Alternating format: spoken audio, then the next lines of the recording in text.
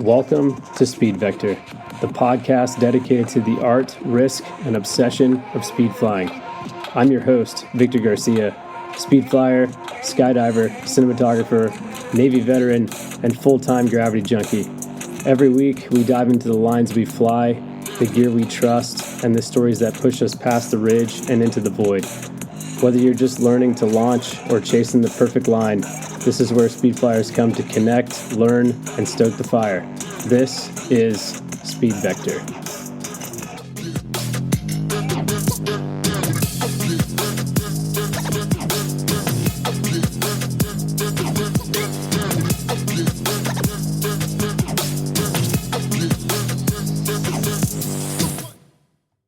What is up, everybody? Welcome to episode 14, or is it episode 15? I need to check. Let me pull up the website.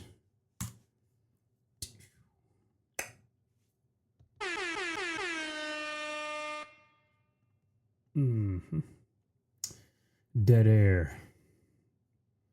Oh, wow. It's episode 15. Here we are, man. We've already made it to episode 15. Welcome.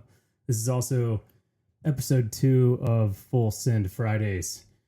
I didn't want to let a Friday go to waste, so here we are. It's Friday. Happy Friday, everybody. Welcome back to the show. Today is just me, El Solo Dolo. Here we are. Speed Vector himself, Mr. Victor Garcia in the house. Yeah, buddy. I love this Rodecaster Pro 2, by the way. Got all sorts of sound effects and stuff. It's a lot of fun. Anyway, I was going back through some of the early episodes, and I realized that I kind of screwed up. I had just had surgery, and I was in a lot of pain. I was on some pain meds, not super heavy pain meds, but pain meds nevertheless. And I started talking about the flare line, and I misspoke like across the board. I just didn't do it justice, right? And then I named the episode, flare line, like whatever, review, like, and it wasn't. It like half the episode I was just like sulking and talking about like how much pain I was in. And the other half I was like completely misspeaking about all the technical aspects of this wing.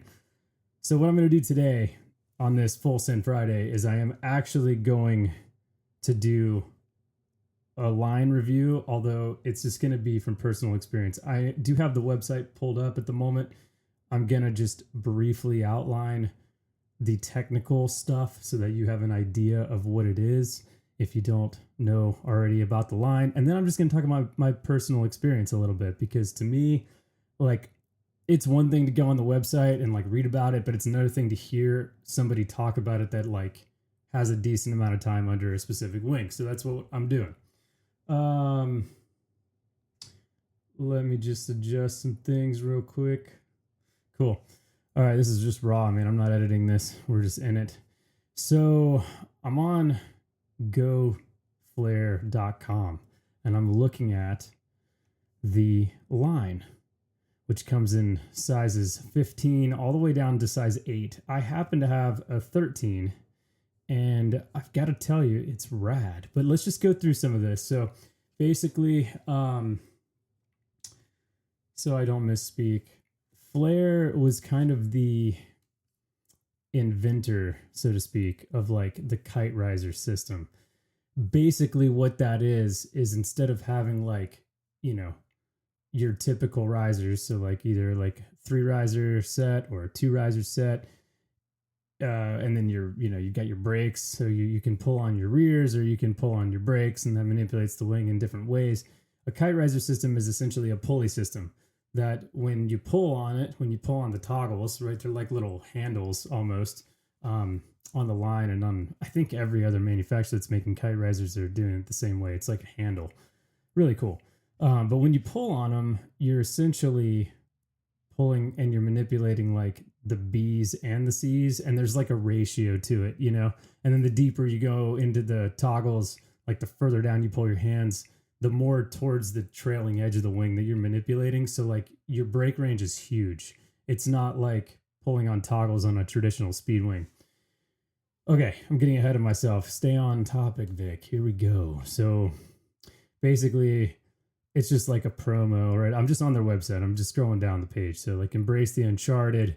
It's a promise of unparalleled experience. The line's extraordinary glide ratio gives you a variety of options, which you would normally need 3 different sizes for standard Speedflyer. There's actually a lot of truth to this. So when you go hands up on, let's just talk about me. When I go hands up on my line 13, like in full flight, like I'm not making a turn, I'm just going straight, put my hands all the way up, I am getting a really low glide ratio and I'm cooking, like I'm hauling ass. It's probably like, I haven't measured it yet, but it's probably like somewhere between like 2.5 feet to 1 or 3 feet to 1.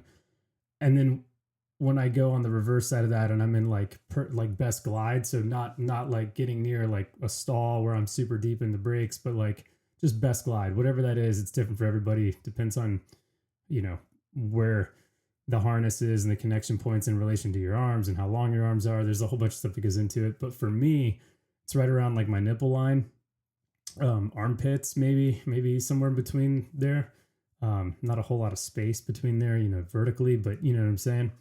Basically, I'm getting like an 8-to-1 glide ratio, 8 feet out to 1 foot down. It is like ridiculous how flat you can get that thing and how even flying really slowly with it feels very stable because it's well within, it's not in danger of stalling basically at best glide. Let's see, moving down the page here. So it's got a shark nose, which is basically just like the inlets for the like where the air goes into the canopy, right? The wing. They're like really small openings.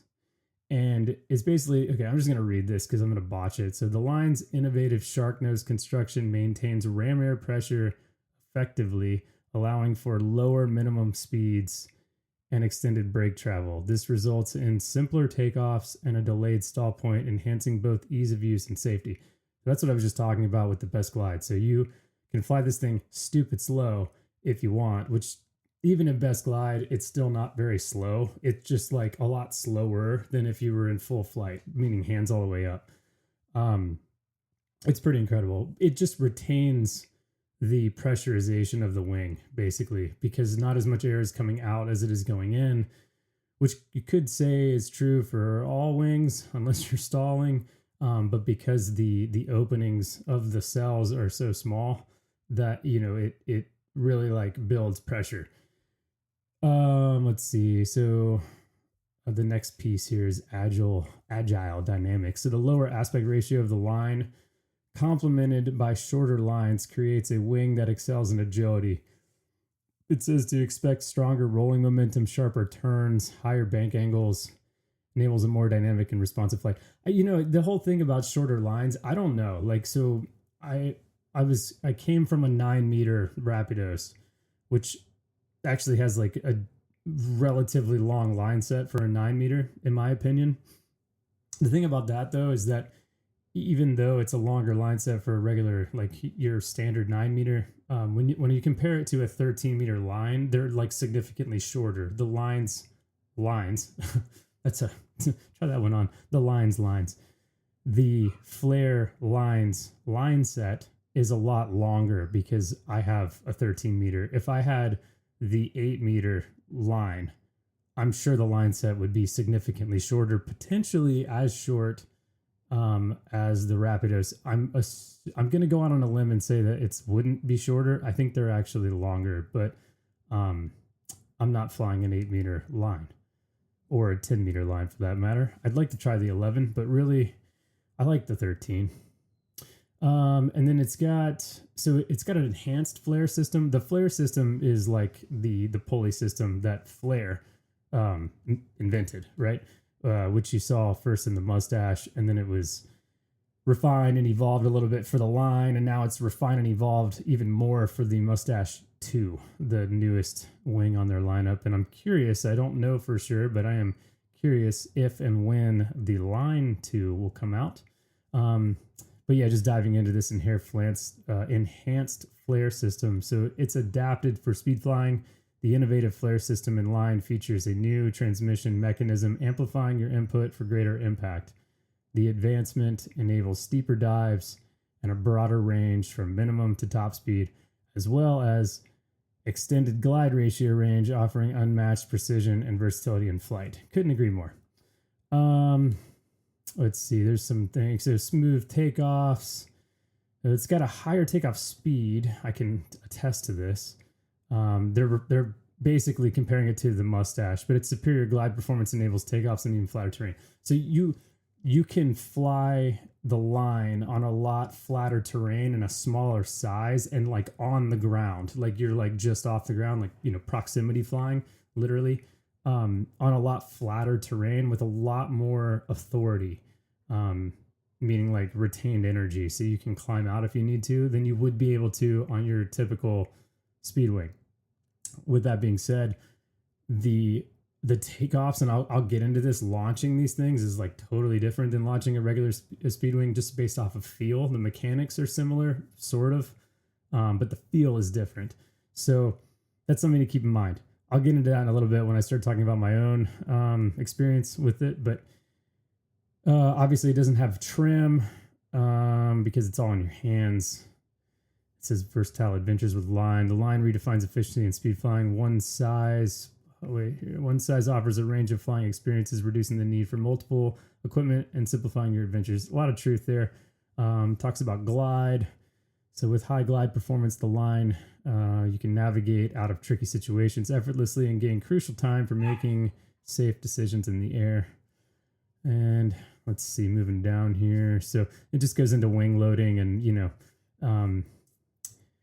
wing loading is interesting with this wing because I don't like, I used my GoPro as a speedometer a few times, and I compared it to my 9-meter Rapidos and my Line 13. And I've got to say, the Line 13 is faster in certain configurations than the Rapidos. I can probably get the Rapidos diving faster in a shorter amount of time because it's got a shorter line set, and it's got it's just a smaller wing, so it's got less drag. But wings level, trim open, full flight on the 9-meter Rapidos, I'm flying just under 60 miles per hour, like 58, 59.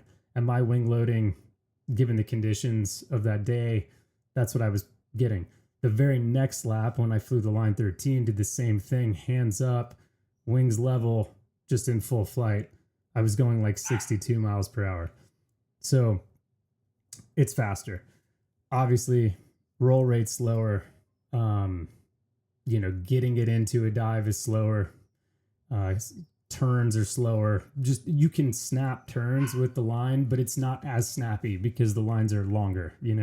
I feel like I'm saying line a lot, or lines, but it's like I'm talking about the line set in relation to the physical wing called the Line. If you haven't picked up on that. So yeah, I don't really worry about wing loading too much with these because the 13 is so fast, and I have such a lighter wing loading. Like my wing loading on a 9-meter Rapidos is like a 2.1 per square foot.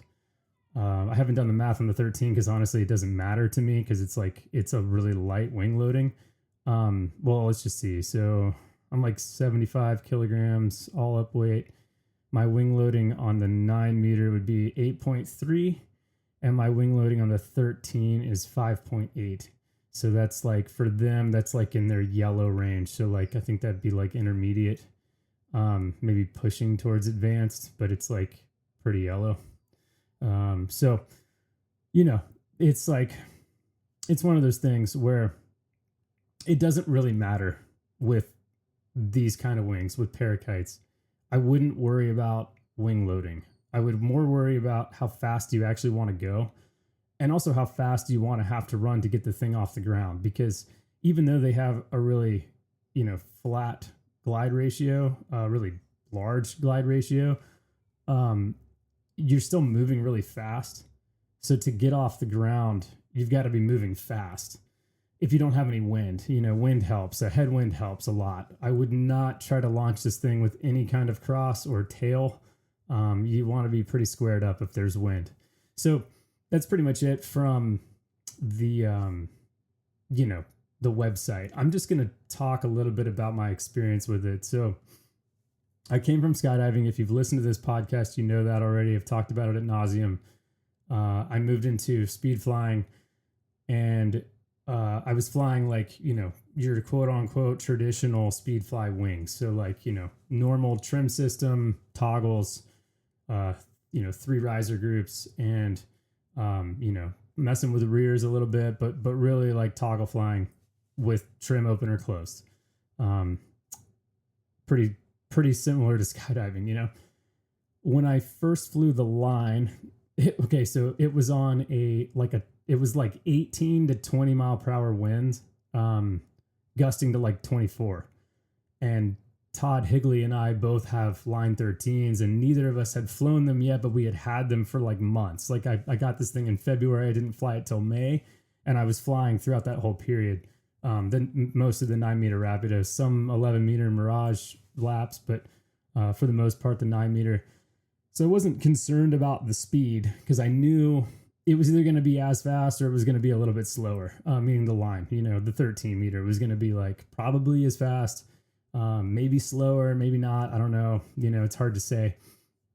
It turns out it was faster. But a couple things. So like I got this like false sense of security the first few times I flew it because just that day, because the wind was so strong. So to me, it was like,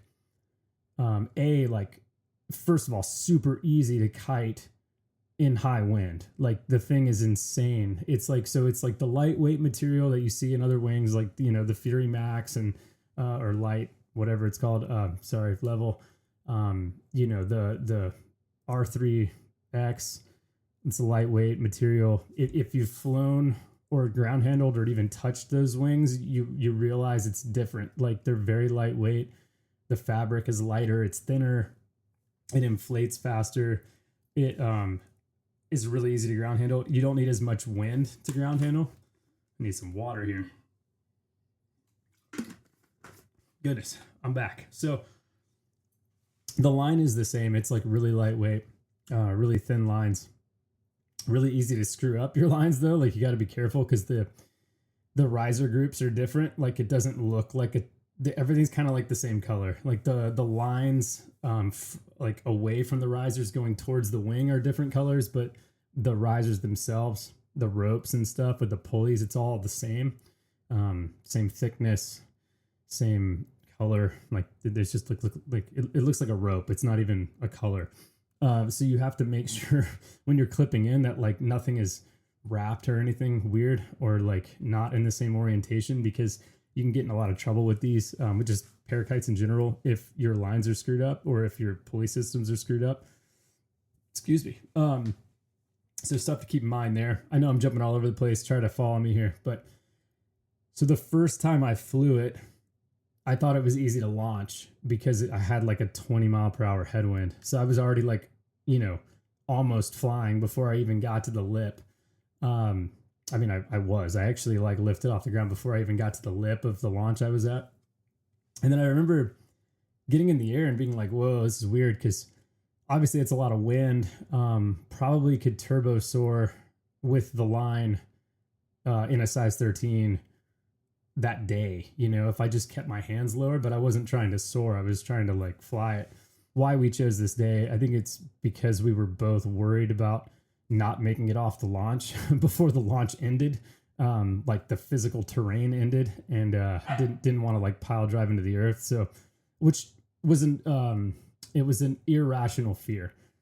In hindsight, like I've launched this thing tens of times, so like 10 to 20, maybe 30 times in like zero wind or like 2 knots, 2 maybe 3 miles per hour coming up the face. And honestly, it's like a dream to launch.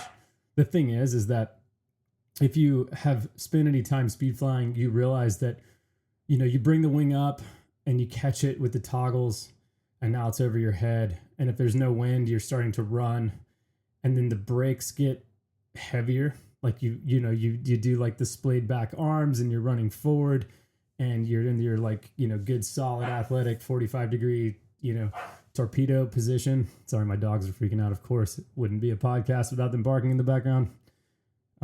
But anyway, so yeah, you're running forward, you're in your good torpedo position with your arms, splayed back like a freaking eagle, ready to take flight. And you feel the brake pressure come up, you feel the wing pressurize, and you're feeling it like through your harness and through your hands in your toggles. And then before you know it, you're in the air and you do your torpedo, and then you like eventually sit back in your harness, right? Now you're flying. The difference between that and the line is that you don't get the same feedback in your hands that you do with a typical speed wing. What do I mean by that? Well, that pressure that you feel building in your hands, right, from the toggles, from the brake lines, isn't there. It almost, you feel it a little bit, and it's something that you get used to. But when you're so accustomed to feeling that like specific amount of brake pressure, and then you go to a line, you got to understand before you try this that like you're not gonna feel that. It isn't the same. You're feeling it, but because you've never felt the wing before in full flight, like you don't actually know what that pressure feels like.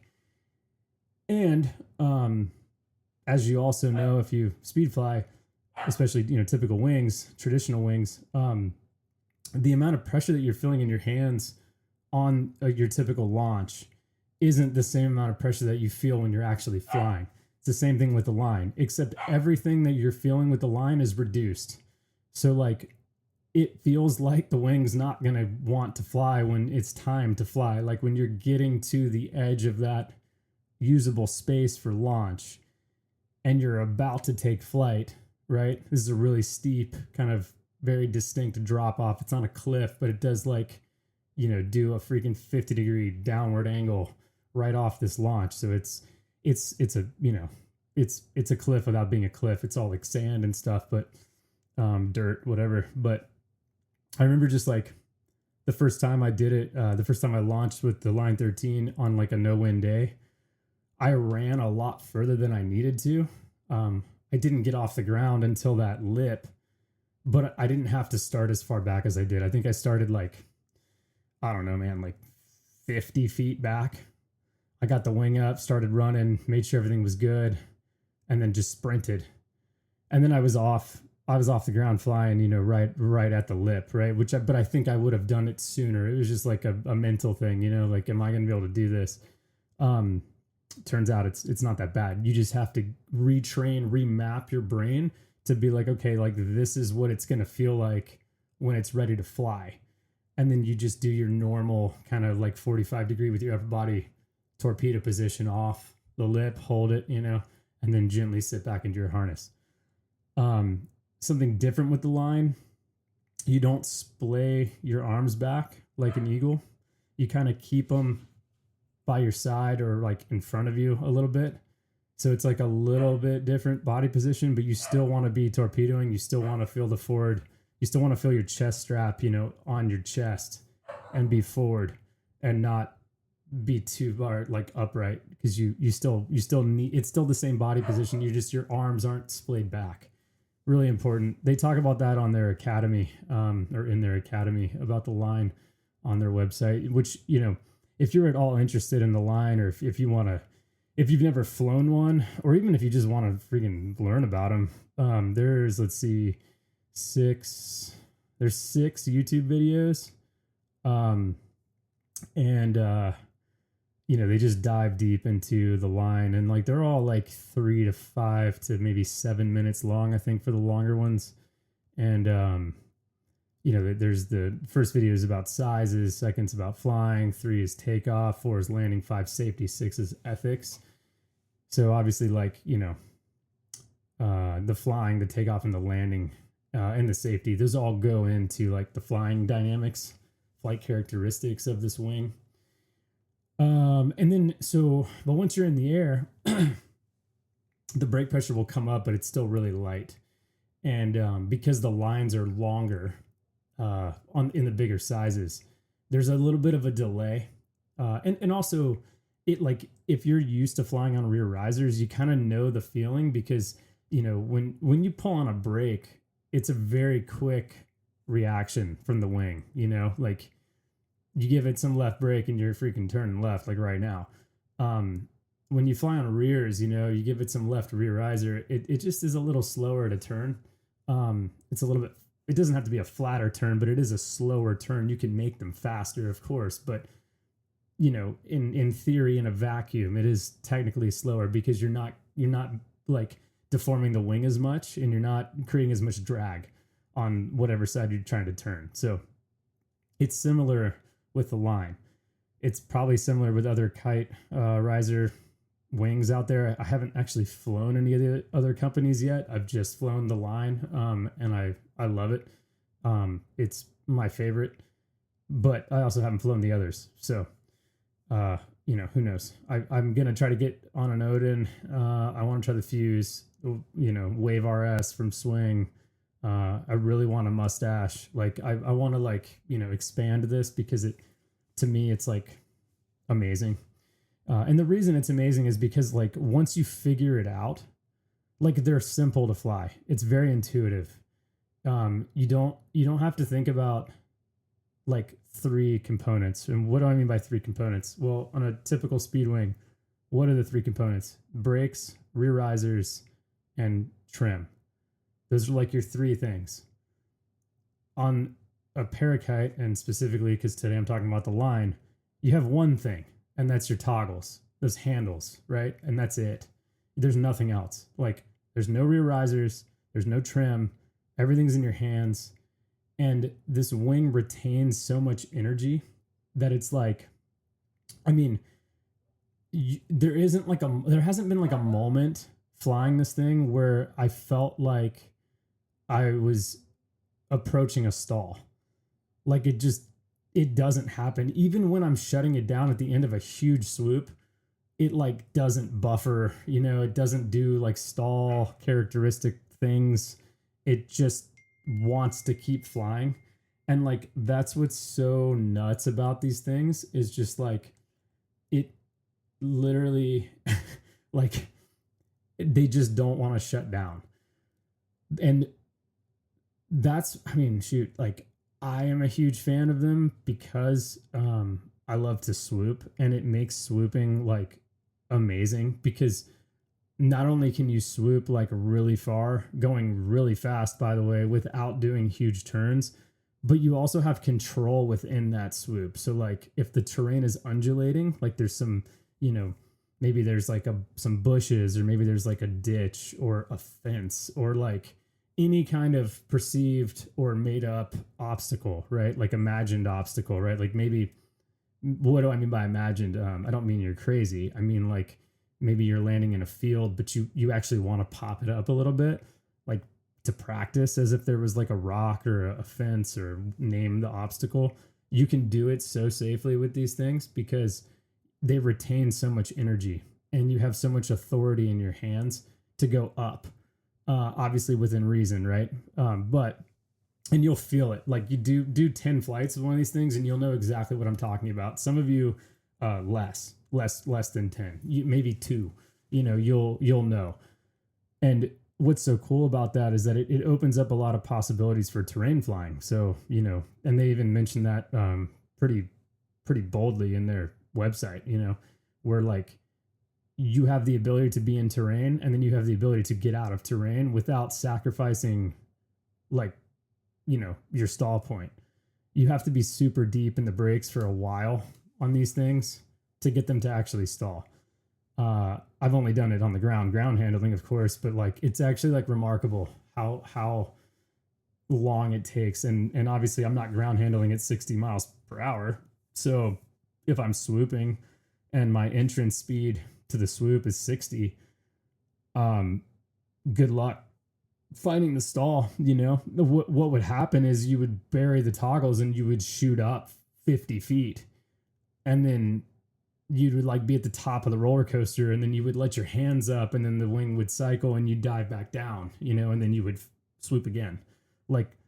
It's not if you bury the toggles on a traditional speed wing, you're going to pop up also, but you're going to hit that stall point right now. It's going to be it's going to be a lot faster, way more dynamic. Can you stall a line? Of course you can. Is it hard to do? Yes, it is. Very.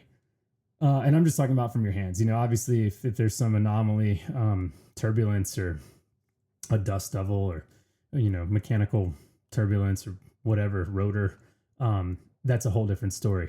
But we're just talking like perfect day in a vacuum. Like, good luck trying to stall it, especially while you're swooping. Like, it's hard. The one downside of these wings is it's actually hard to shut them down. So you're swooping, you do a 90 of semi aggression, and you're swooping at 60 miles per hour, and you're over the ground, and you're coming up on, like, no kidding, have to stop terrain. It's going to be tough. Like, you really got to like plan your approaches. You got to plan your LZ. You got to walk the LZ if you don't know it, because it'll get you into trouble. I did break my leg flying the line, but I don't blame the line for that. It was other set of factors, which I've talked about a ton on this podcast. I won't go into it now, but I was barely moving. Like, the wing had shut down, I was like coming to a stop when this happened. So I don't blame the line. And I was used to the speed. The main thing is, like, it's actually safer, in my opinion, to fly this wing than it is for me to fly my 9-meter Rapidos. Not that I don't like the 9-meter, but I've had like way harder landings with that 9-meter Rapidos than I have with the line. The line landings, like, if you time it right, you'll get to the end of your swoop, and then you give it a little bit more break, and it kind of pops you up like 2 feet, and then you just like tiptoe, like softest landing in the world, half your body weight, coming down on your feet, and you're on the ground and you're stopped. Like, that's like your typical landing with these once you figure it out. Before that, you might be sprinting, or sliding on your butt, but or sliding on your feet if you're into that. I'm obviously not anymore, but at a time I was. Yeah, it's you figure it out. My other knock on this wing is that it ruined me for all other wings, like all other non-Parakeet wings. Like I said, I'm open to the Odin. I really want to try it. I'm open to the Wave RS. I'm open to the Fuse by Level Wings. When Ozone comes out with one, I want to try it. Like, I'm open to it, but it's hard for me to look past the company that invented the technology to begin with, and that is Flare. I think my maybe 2-wing quiver, if I had to do it, would be like a 15-meter mustache or an 18, probably a 15, and then like a 13-meter line, because I don't really need to go faster than 60. Like, it's plenty fast, and it's not lacking in flare for me. In flare and swoop for me, in swooping. Like, I don't feel like I need an 11-meter to like get into terrain better, to fly faster. If anything, if you go with a smaller size with the line, you're actually doing yourself a disservice, because you won't get the same 8-to-1 glide ratio or whatever out of it. It'll take a lot more work, meaning like your hands are going to have to be lower for longer for you to fly in flatter terrain. So if anything, I'd almost want like a 15. The only downside to that is that it's a big wing, right? So, it limits potentially where you can fly it, meaning like you're probably not going to fly it in like a tight canyon or something. But the 13 is not that big. I mean, it's still big, but like as far as 13 goes, it's pretty big, but it's not outrageous. So anyway, I absolutely love it. I can't wait to start flying it again. I actually went out and kited the other day for the first time in 13 weeks since I broke my leg. And I took my 6-meter R3 out and my 13-meter line. It was 19 to 23 miles per hour on the Columbia River at this other spot that's more of a paragliding spot. Like, it's like a ridge soaring site, but there's like this big turf field basically where, hang gliders launch and stuff. And it's relatively flat. So I felt safe, hobbling around there kiting. I started with the 6-meter because I, was honestly a little nervous. It's been 13 weeks, and the last time I was under this wing was when I broke my leg. So obviously there's some mental hurdles I had to jump over to get the line out. But I was able to kite the 6-meter. There was enough wind for it. That thing takes a lot of wind to kite because it's tiny. And but because it's small, it's less intimidating when you're just playing with it on the ground. Obviously, flying it, totally different story. Scary, definitely. Expert level plus wing. So I kited that for about 30 minutes, and then I put that away and I grabbed my line. And I gotta say, like, it's so easy. Like, I laid that thing out, clipped into it, pulled it up, inflated instantly over my head, hands up, just sits there, like, doesn't move. Very, very easy to kite and super fun to just play around with. Didn't ever feel like I was going to get plucked or yanked, didn't ever feel like I was out of control. And it's freaking windy. Like, it was like, a solid 20 miles per hour sustained. I mean, it was like nuking wind. Definitely wouldn't be doing that with a regular 13-meter wing, or even my 9-meter. I don't think I would have been stoked to just go kite. I mean, maybe, but in my headspace at that point, there's no way. So just, if you haven't tried one, try one. And if you're not ready to try one, then just go on to Flair's website and watch the videos. If you're around anybody that's a Flair ambassador, or a partner is what they call them, or a pro, I pick their brain, talk to them about it. Maybe they have a demo. Maybe best case scenario, you live near someone, or you're near someone who is a pro and can give lessons, because I think it's important with these wings specifically, with the line especially, to get a lesson. And definitely do not underestimate the size. Like, if you're used to flying an 11 meter or a 9 meter, and you get yourself a 15 meter or a 13 meter line, just realize that, like, it's just as fast as your 9 meter. And if you're flying an 11 meter and you get a 13 thinking it's going to be slower, you're going to be rudely awakened by the fact that it is way freaking faster than your 11 meter, most likely. So just keep that in mind. Be safe, but have fun, man. These things are freaking awesome. I hope that this review, or I don't know, monologue of the line is better than the last. I apologize for that. Like I said, I was kind of doped up on painkillers. I was in a lot of pain. I was just fresh off of this injury, fresh off of freaking surgery. Now I'm 14 weeks removed, and hopefully we'll be flying in the next couple of weeks. So thanks so much for being here, guys. Remember to leave a review on the podcast if you like what you hear. And if you don't like what you hear, also leave a review, because any kind of reviews help. I still only have one, and it's from July. It was probably my mom. So thanks, Mom. So yeah, just go on, do that. Check us out on Instagram. If you're in the US, or you're in Washington, or you're in Europe and you're making your way to the US, third weekend of October, Speed Fest at Air Sports Chelan in Chelan, Washington. It is a festival of speed and fun. It's Friday to Sunday. Probably, I don't know, there was like 100 people last year that showed up, all speed flyers, probably another like 20 paraglide pilots, $40 helicopter lifts up to Deer Mountain and the surrounding area, which is absurdly cheap. There's also 4-wheel shuttles all day, sunrise to sunset. Huge party in the hangar at Todd's Drop Zone, which is across the street, Saturday night. And free camping, food truck, free beer, I think, maybe at the party. Sorry if I got that wrong. I think it is. I think it's free, but you pay for the event, so maybe it's not free. I don't know. It's free in the moment. Let's put it that way. Live in the moment. The past doesn't exist and the future hasn't happened yet, so it's free beer. But yeah, that's about it. And then, one more thing. I think the last weekend of October, Saturday and or Sunday, is going to be the Hike and Fly-a-thon that I am putting on at Air Sports Land. I'll get more info about that in the coming weeks. I'll put it out. I assume that'll probably be a locals event, because I don't think people are going to travel for it, because there's no prize money and no reason other than to just come hang out with rad people and do something that's fairly difficult physically. So anyway, thanks so much for being here, guys. Appreciate you. Appreciate you listening. Appreciate all the positive feedback and the negative feedback. I love all of it. I hope this makes your day better, and I hope you have a great weekend. Fly safe, have fun, look cool. Peace.